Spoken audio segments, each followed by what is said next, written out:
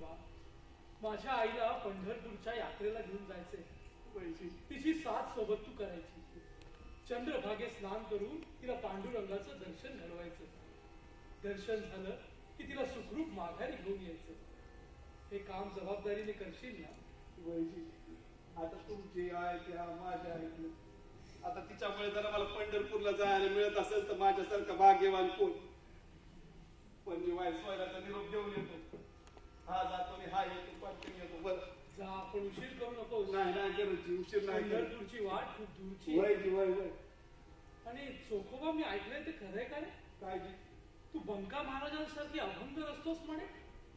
ते अभंग गा तू माळ रानावर हिंडत असतोस. अवं कसलं काय. बंका महाराज एवढे छान छान अभंग मांडतात. त्यातल्या 2-4 वळी गुणगुणतो, बाकी काय नाही. अरे चोखोबा, वेद भागवत पुराण मुखद्गोर असणाऱ्यांना एवढं जमत नाही. त्यासाठी विठ्ठलाची कृपादृष्टी असावी लागते. तू निरक्षर असूनही अभंग रचतोस, याचा अर्थ तुझ्या मुखातून साक्षात विठू माऊलीच पोचते. आपण एक काम करूया. तू पंढरपूरून आलास की ये माझ्याकडे, किंवा मीच येतो तुझ्याकडे. मग आपण तुझे सारे अभंग लिहून काढू. कारण ती साक्षात भगवंताची अमृतवाणी आहे. जा, माझ्या आईची तयारी सगळी झाली असेल.